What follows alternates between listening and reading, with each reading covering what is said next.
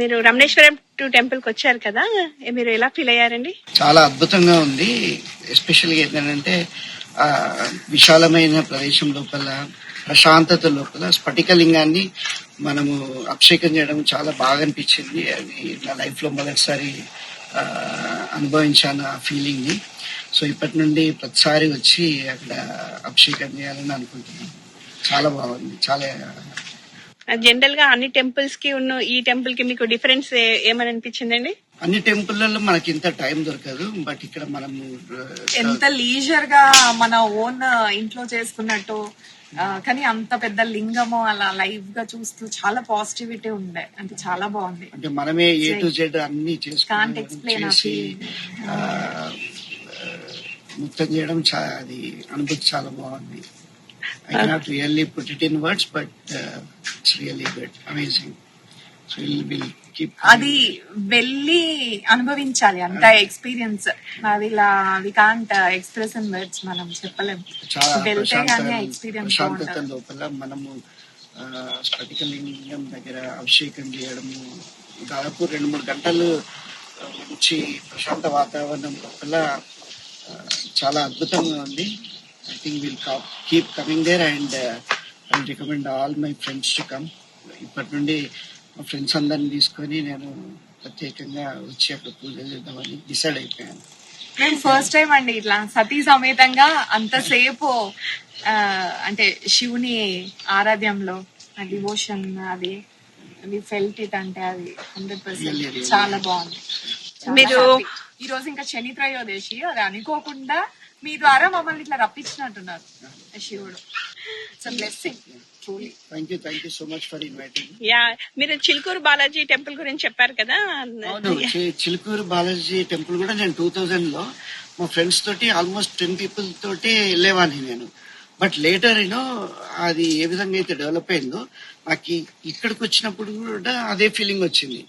So త్వరలో చాలా మంది జనాలు వచ్చేసి ఇది కూడా చాలా ప్రసిద్ధి చెందుతుందని నేను ఖచ్చితంగా అనుకుంటున్నాను ఈ టెంపుల్. సో అతి లోపల చాలా మందికి తెలిసిపోయి అందరూ వచ్చి పూజలు చేసి అక్కడ మంచి అనుభూతిని పొందుతారని నేను అనుకుంటున్నాను. Thank you for the opportunity Radhika. Thank you so much. Siddhaguru Ramanananda Maharshi వారు ప్రతిష్ఠించారు ఇది రమణేశ్వరం. మీ ద్వారానే నాకు తెలిసింది. సో భువనగిరి దగ్గర ఎన్నో లక్షలాది ఏంటది శివలింగాలు పెట్టేసి శ్రీచక్రం పెట్టి, మళ్ళీ ఇంకోటి గోల్డెన్ లింగం కూడా 10 feet ఉందని ఇవాళ నేను తెలుసుకున్నాను. అద్భుతం అది. సో తప్పకుండా ఇండియాకి వచ్చినప్పుడు విజిట్ చేస్తాను. అండ్ ఇట్స్ దాని ఏమన్నారు, చాలా లింగాలకి అక్కడ అభిషేకం నడుస్తూనే ఉంటుంది అన్నారు కదా. So that's amazing to know.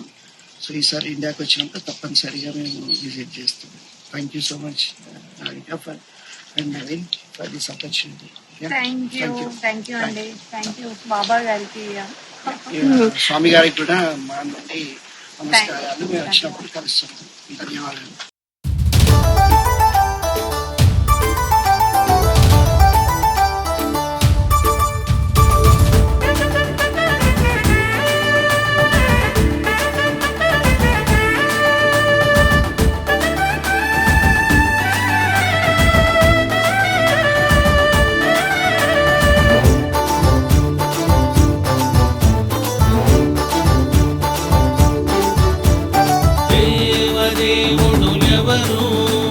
పరమ పురుషుడు ఎవరు? ఎవరిని చతుర్వేదాలు దేవదేవుడని స్తుతించాయి. వేద ఋషులు దేవదేవుడెవరని ప్రబోధించారు.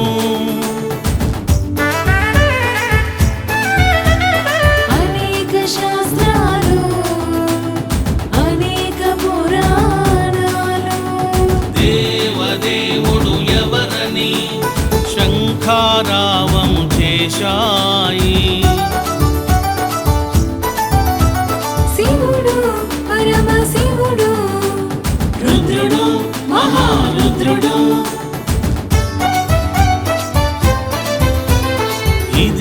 నమక మంత్రాల ఉపదేశం.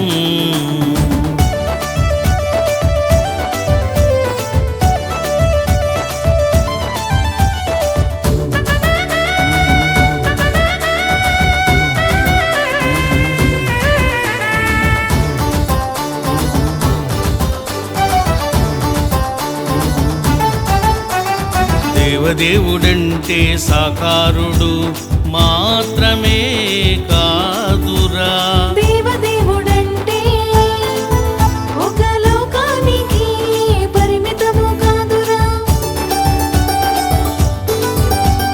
దేవదేవుడంటే సాకారుడు నిరాకారుడు, దేవదేవుడంటే సర్వవ్యాపి సర్వలోక నివాసుడు. రుద్రునిగాక మరి ఒకరిని దేవదేవుడనడం పాపమురా పాపమురా. రుద్రునిగాక మరి ఒకరిని పరమ పురుషుడనేవారు. భ్రాంత చిత్తులు వేద జ్ఞాన విహీనులురా. అందుకే రుద్రుడే దేవదేవుడని శుక్లయజుర్వేద నమక మంత్రాలు ఘోషించినవి. ఇది వేద సత్యము వేద ప్రమాణికము. రుద్రుడే దేవదేవుడురా పరమ పురుషుడురా.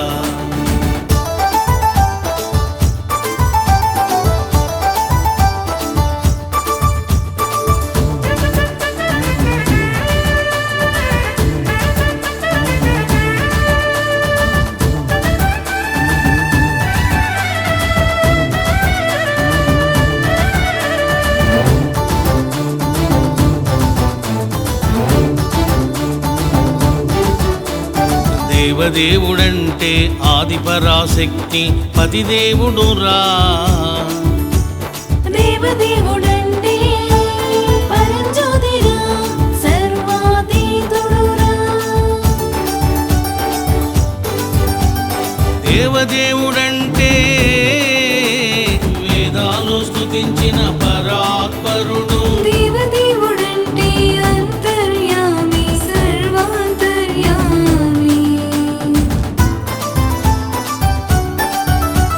రుద్రునిగాక మరి ఒకరిని దేవదేవుడనడం మూర్ఖత్వమురా.